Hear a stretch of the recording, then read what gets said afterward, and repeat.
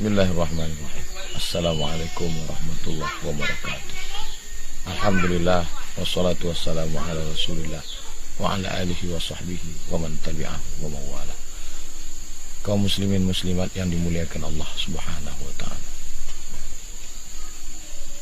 Allah ta'ala menciptakan manusia, tapi juga memberikan kemampuan untuk mencari rezeki.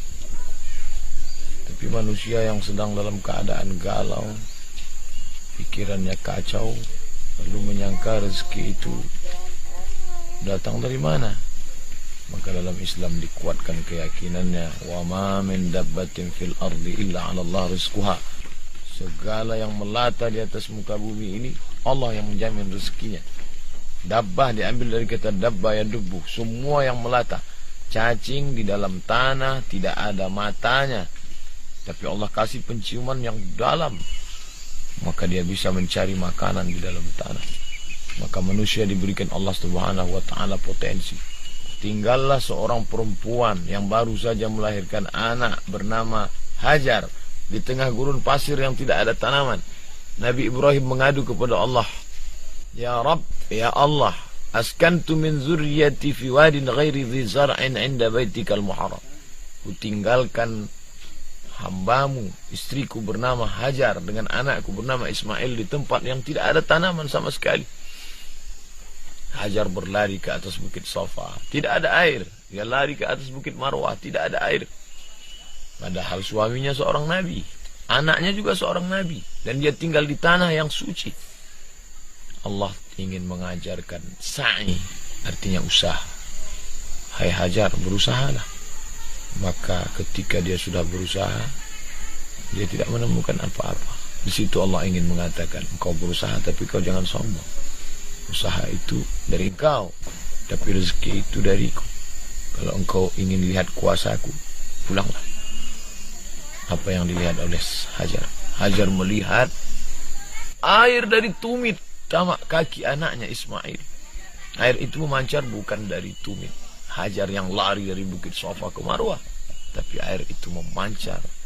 Air itu bernama Zam-Zam, yang sampai hari ini 3.800 tahun lebih diminum oleh seluruh umat Islam di dunia yang melaksanakan haji maupun yang tidak melaksanakan haji, umrah. Di pulau, di dataran, di tengah hutan yang lebat ini pun umat Islam sudah meminum air Zam-Zam itu. Allah Ta'ala ingin mengajarkan, berusaha. Tapi ketika engkau sudah mendapat rezeki, jangan lupa di dalam hartamu itu ada harta milik fakir miskin. Keluarkan zakat, keluarkan infak, keluarkan sedekah. Wa anfiqu, berinfaklah, wa anfiqu, berzakatlah, wa anfiqu, berwakaflah, wa anfiqu, bersedekahlah. Min thayyibat, dari yang baik-baik. Ada jaring, ada jala untuk menangkap ikan. Berusahalah. Tapi ketika engkau sudah dapat, berbagilah kepada orang lain. Dalam Islam diajarkan ada kenikmatan berbagi. Orang Barat menyebutnya the miracle of giving. Keajaiban ketika kita mau berbagi. Saat makanan itu kita bagi, terpancar cahaya matanya, melihat kesenangan. Oh, ternyata itu bahagia, ya. Bahagia sederhana sekali dalam Islam. Bahagia adalah la yu'minu ahadukum, kamu tidak disebut beriman hatta yuhibba li akhihi ma yuhibbu li nafsihi. Ketika engkau memberikan kepada saudaramu, hilang hausnya, hilang laparnya, kau lihat cahaya matanya, dia tersenyum. Saat dia bahagia, kau ikut bahagia. Itulah kebahagiaan. Simpel, sederhana sekali bahagia itu dalam Islam. Ketika kita melihat saudara kita bahagia, saat itulah kita sedang bahagia. Kalau kita ingin kebahagiaan itu terus langgeng, abadi, kekal, maka bahagiakanlah orang lain. Saat itu kita sedang bahagia. Bahagia memiliki rumah yang baru. Ketika dilihat rumah orang lain lebih besar, kita tidak bahagia. Bahagia ketika berhasil selesai S1, S2, S3, profesor. Bahagia yang semu. Hari berubah, musim berganti, kebahagiaan itu hilang, sirna. Kebahagiaan yang sesungguhnya adalah ketika kita bisa menyenangkan hati orang lain. Tapi yang bisa membahagiakan orang lain itu siapa? Orang yang punya harta. Pepatah Arab mengatakan faqidu syai' la yu'ti. Orang yang tidak punya apa-apa, dia tidak bisa beri apa-apa. Ajarkan ke anak cucu kita, hai anakku, kau mesti kaya, kau mesti berhasil, kau mesti sukses. Tapi kesuksesanmu bukan buat engkau bangga sombong. Kesuksesanmu bukan untuk melecehkan orang susah, bukan untuk menikmati kesusahan orang lain. Kalau kau susah, bantu orang yang tidak mampu. Di saat engkau mampu berbagi kepada orang lain, disitulah engkau menemukan kebahagiaan yang sesungguhnya. Di saat engkau ingin bahagia lebih lama, maka lebih lamalah engkau menyenangkan hati orang lain. Lebih banyak harta yang kau miliki. Idza qudiyatis shalah, kalau engkau sudah salat, fantashiru, bertebaranlah di atas muka bumi. Wa butaghu min fadlillah, cari karunia Allah. Di sungai ada ikan, cari. Di lautan yang terbentang luas, cari. Di bukit ada pokok kayu yang bisa engkau tanam, cari.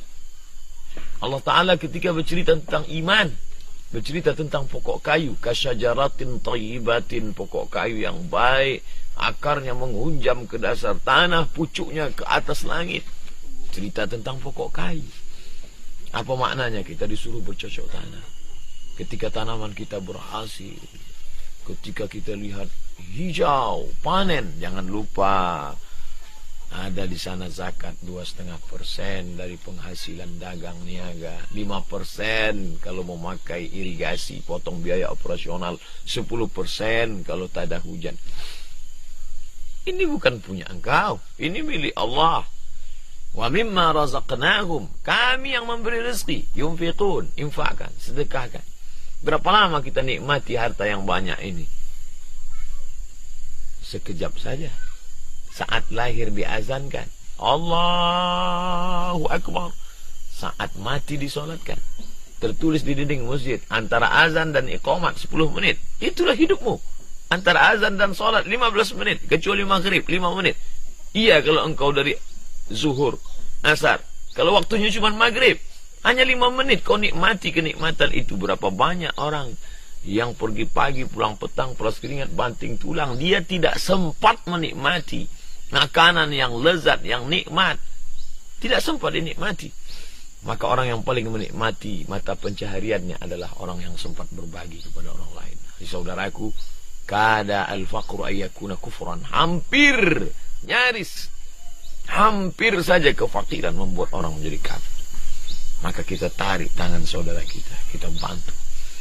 Yang mengatakan hidup ini hanya untuk akhirat saja, saya tidak perlulah dunia, saya toh akan mati. Sahabat dulu juga berpikir tentang akhirat, tapi mereka tetap berusaha mencari nafkah. Karena akhirat kita tata dengan kebaikan dunia. Fid dunya hasanah, wa fil akhirati hasanah. Mari kita bantu saudara kita, tapi kita juga mesti memiliki, mempunyai yang dapat kita bantukan buat orang lain.